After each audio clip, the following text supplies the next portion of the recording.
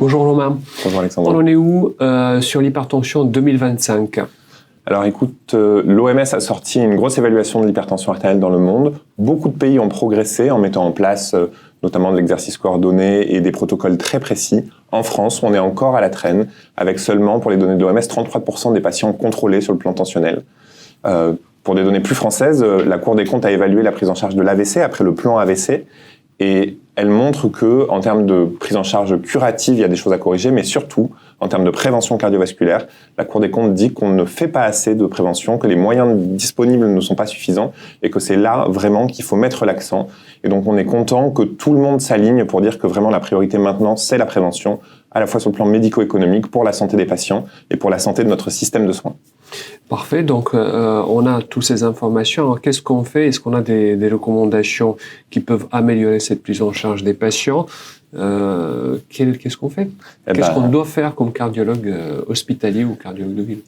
Tu fais bien de poser la question. Il y a des recommandations sorties en 2025, les recommandations américaines qui suivent les recommandations de l'ESC de 2024 et de l'ESH de 2023. Et là encore, on est plutôt content parce que le message est très homogène. Les recommandations américaines, petite différence avec les européennes, nous disent qu'on est hypertendu au-delà de 130-80. Mais dans toutes les recommandations, on sait maintenant que dès qu'on a 130-80, il y a un warning qui doit s'allumer et le cardiologue, le médecin généraliste, dès 130-80 doivent évaluer le risque cardiovasculaire et s'il est élevé, commencer à traiter le patient dès 13-8. Dans les recommandations américaines, même si le risque est bas, s'il y a 3 à 6 mois, on n'est pas repassé en dessous des 13-8, eh bien il faut traiter le patient. Donc ça, c'est le premier gros message des recommandations. Le deuxième message, comme d'habitude, c'est confirmer la pression artérielle en ambulatoire et dépister l'HTA secondaire.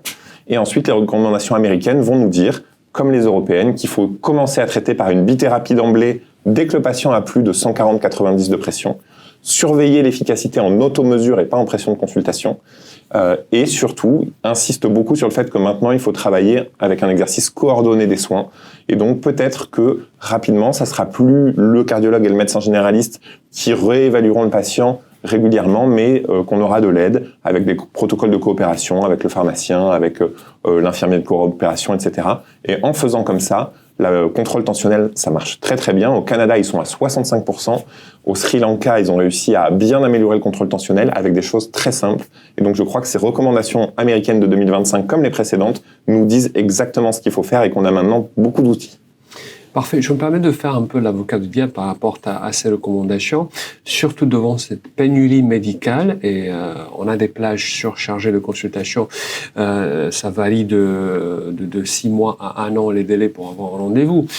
Alors, c'est très bien de se coller aux recommandations, mais de l'autre côté, oui, on met le traitement en place dans la vie de tous les jours.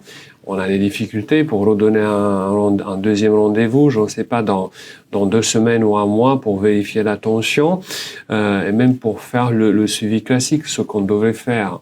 Donc, comment on peut coordonner cette manque de moyens ou cette difficulté ou cette pénurie médicale, bien sûr avec la cible. Quel est le meilleur compromis auquel on peut arriver en 2025-2026 pour mieux soigner le patient et pour arriver effectivement aux cibles. Est-ce que il y a un rôle, est-ce que le médecin traitant doit avoir un rôle plus important? Est-ce que les outils, par exemple, l'information des patients, il faut travailler plus, il faut mettre l'accent sur ça aussi. Personnellement, je vois beaucoup de patients qui leur cardiologue ne l'a jamais expliqué comment prendre la tension ambulatoire. Effectivement, quand je les revois après, ils viennent déjà avec la petite feuille et ils savent exactement comment s'orienter d'une manière générale. Alors, comment on peut y arriver à travailler dans ce contexte? Alors, tu mets le doigt sur le problème. On est tous des médecins très bien formés. Si on n'arrive pas à faire de la prévention cardiovasculaire, c'est que le problème, il n'est pas médical, il est systémique. Et ce problème systémique, c'est un problème, tu l'as très bien dit, de manque de temps. On ne peut pas voir le patient tous les mois, on ne peut pas faire des consultations qui durent 1 heure où on explique tout.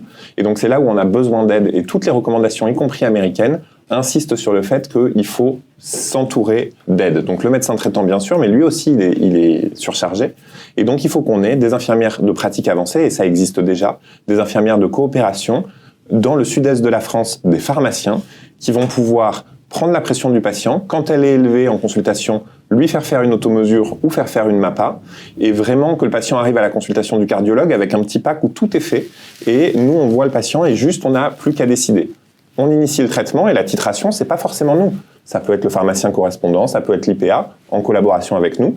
Et nous, comme ça, on peut se recentrer sur des missions très techniques, l'HTA secondaire, faire l'échographie cardiaque, faire le Doppler et avoir beaucoup plus de plages de consultation libres pour voir les patients difficiles. Je crois que le futur, c'est vraiment de travailler tous ensemble et on a tous à y gagner sur tous les plans, la qualité de vie au travail, la rémunération parce qu'on pourrait faire plus d'actes techniques et moins de consultations banales. Je crois que vraiment, c'est ça qu'il faut faire. Je te remercie. Et puis, quelles sont les futures pistes pour l'hypertension qui reste l'une des comorbidités les plus importantes et la plupart du temps la moins surveillée ou contrôlée. Alors, en 2025, on a eu plein de jolis essais qui sont sortis et qui nous donnent des informations très intéressantes et des pistes très séduisantes. Une de celles qui me marque le plus, c'est l'avènement des traitements antihypertenseurs par voie injectable, donc le zilebesiran, un siRNA, comme on a les anti-PCSK9, comme on a les analogues du GLP-1. On va pouvoir, puisque les essais sont favorables, injecter tous les 3 ou 6 mois un traitement antihypertenseur au patient et du coup lui faire baisser la pression artérielle de 10 à 12 mm de mercure. Ça marche très bien en association avec les diurétiques ou les inhibiteurs calciques, c'est l'essai Cardia-2. Il va falloir réfléchir à comment on le positionne, puisque ça marche un peu moins bien quand c'est associé à un ARA2, puisque le zilebesiran bloque l'angiotensinogène, donc c'est la même voie que l'ARA2. Et donc ça, c'est également les données de Cardia-2 et Cardia-3.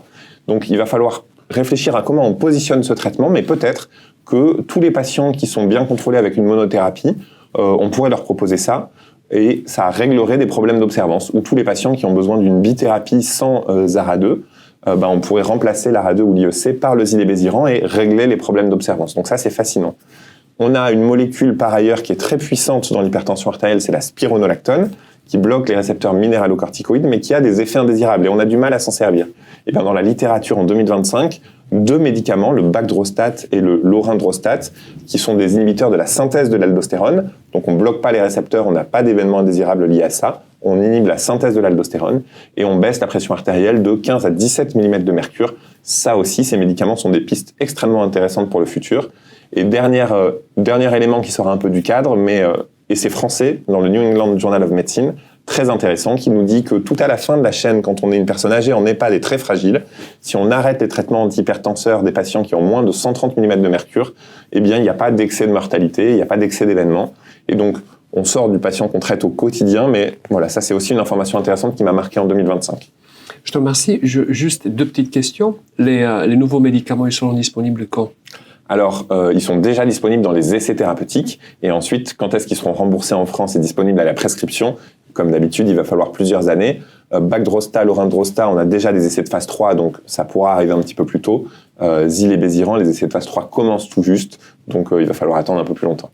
Parfait. Et puis la dernière chose que tu as mentionné, donc pour les patients âgés, on peut tolérer une tension un peu plus élevée ? Alors, l'essai, c'est ça, mais dans une population très particulière, le patient âgé fragile en EHPAD, donc vraiment avec une fragilité importante, éventuellement de la démence. Ces patients-là, mais ça fait du sens, on n'est pas obligé de les mettre à moins de 130 mm de mercure de systolique parce qu'ils ont tellement de comorbidités que c'est pas forcément utile et donc on peut alléger le traitement quand ils sont aussi bas. Ce qui n'est pas tout à fait vrai pour les patients âgés en bonne santé qui sont dans la nature. Eux, il est montré que de garder une cible de pression artérielle à moins de 130, ça peut être intéressant s'ils sont en bon état général. Et il ne faut pas hésiter à se servir des gériatres pour évaluer cette notion de fragilité qui est vraiment centrale pour choisir la prise en charge. Parfait, je te remercie Romain. Merci Alexandre.